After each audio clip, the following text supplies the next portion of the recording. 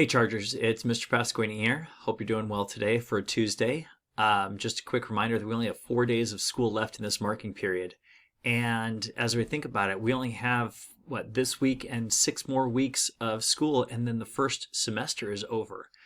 And wow, time has gone fast. I'm sure it's gone fast for you, especially with not having, a typical whole school day like we have had before.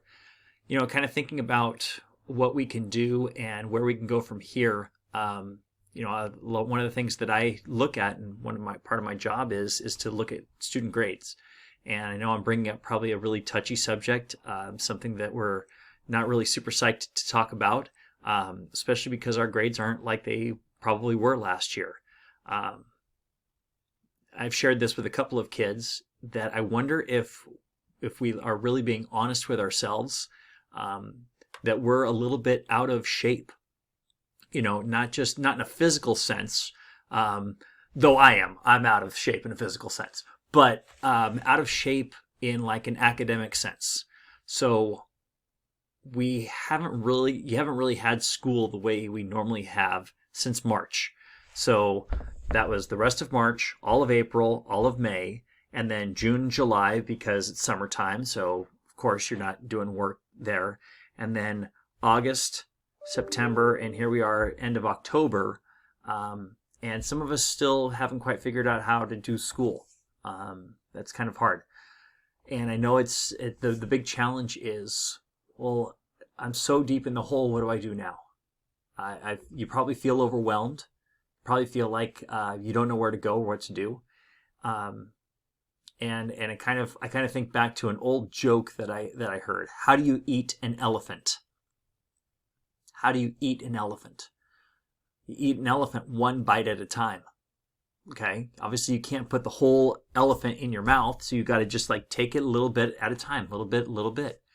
So that means doing those things that you need to do, whether it's your iReady work, or you're taking your notes in class, or you are staying online and you're in class with your camera on. I know it sounds like, well, I'm there, Mr. Pasquini, who does it matter if I can be seen or not? I think that it's like a psychological thing, that if you can be seen by the teacher and the teacher can see you, then maybe you'll be, kind of more engaged in class, and maybe a little bit more part of things. And if you're more part of things, then maybe you're going to learn a little bit more. If you learn a little bit more, maybe your grade starts to go up. And if your grade starts to go up there, you start building confidence. And all of a sudden, you've got that snowball effect of good things happening, and you want to build on that and continue on that. So, here's what I would like to make a recommendation. Start off, let's do the work. Okay? Let's do the work that's assigned. And every day, take on one other assignment from one other class. If you've finished all your math work for the day, take on an iReady from, 2 weeks ago that you didn't do. It's only going to take you an extra 20 minutes or a half an hour to take care of that. Do that.